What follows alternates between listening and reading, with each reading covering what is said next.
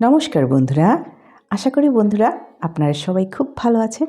আমিও খুব ভালো আছি। আজকে বেঙ্গলি পোহা রেসিপি নিয়ে এসেছি। সন্ধ্যার টিফিন হোক কি সকালের জলখাবার, দারুণ এই রেসিপিটা আমাদের সবার প্রিয় চিড়ের পোলাও।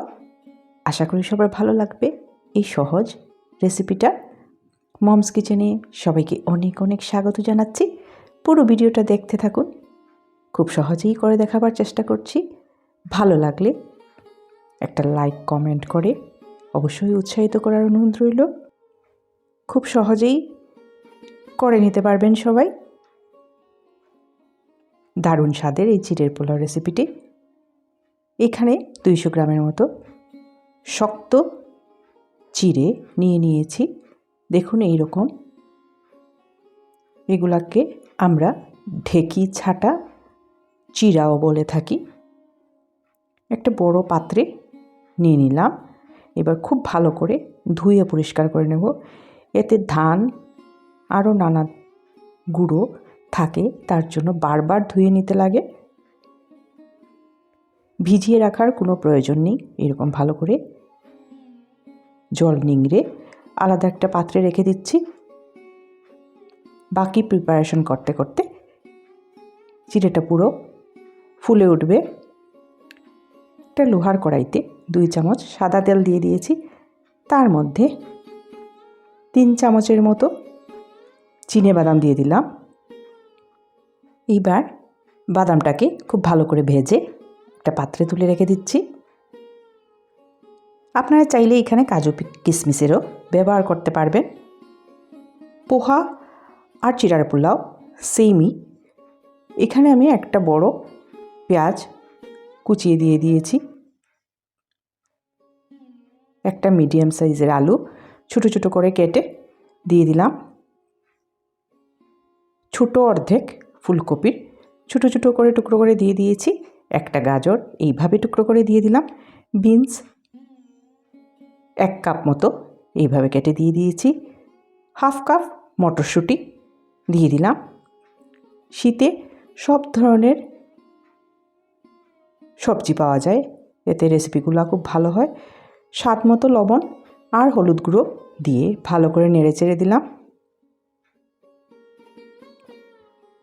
এইবার ঢাকা দিয়ে 10 মিনিটের জন্য রেখে দেব লো ফ্লেমে, যাতে সবজিটা ভালো করে সেদ্ধ হয়ে যায়।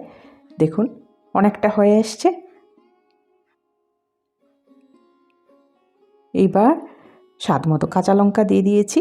2টা কাঁচা লঙ্কা কুচিয়ে দিয়ে দিয়েছি। আবারও ঢেকে রাখবো।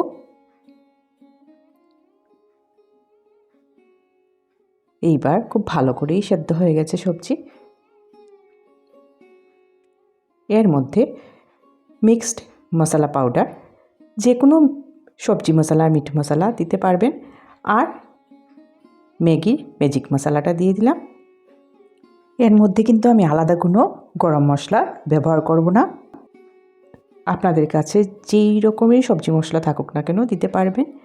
এখানে 1 চামচ চিনি দিয়ে দিয়েছি। যে কোনো পোলাও রেসিপিতে একটু চিনি দিলে ভালো লাগে খেতে। এইবার ধুয়ে রাখা দেখুন কীরকম ঝুরঝুরে সুন্দর একটা চিড়ে অ্যাড করে দিচ্ছি।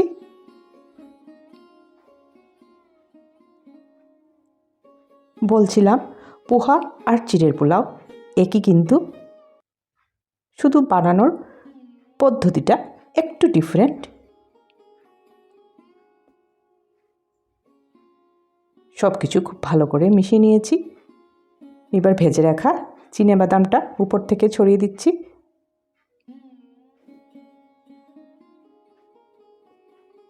ভালো করে মিশিয়ে নিলাম। এইবার নামাবার আগে 1 চামচ দেশি ঘি দিয়ে দিয়েছি। ঘিটাও ভালো করে পোলাওর সাথে মিশিয়ে দিলাম। সবাইকে অনেক অনেক ধন্যবাদ পাশে থাকার জন্য। দারুণ স্বাদের খুব সহজ চিড়ের পোলাও রেডি হয়ে গেছে। সার্ভ করে দিলাম। একদম কম ইনগ্রিডিয়েন্টস দিয়ে সহজেই করে দেখিয়েছি। আশা করি সবার উপকারে আসবে। সবাই খুব খুব ভালো থাকবেন। সুস্থ থাকবেন। খুব তাড়াতাড়ি আরেকটা ভালো রান্না নিয়ে আপনাদের সাথে দেখা হবে। আজ এইখানেই শেষ করছি। ধন্যবাদ সবাইকে।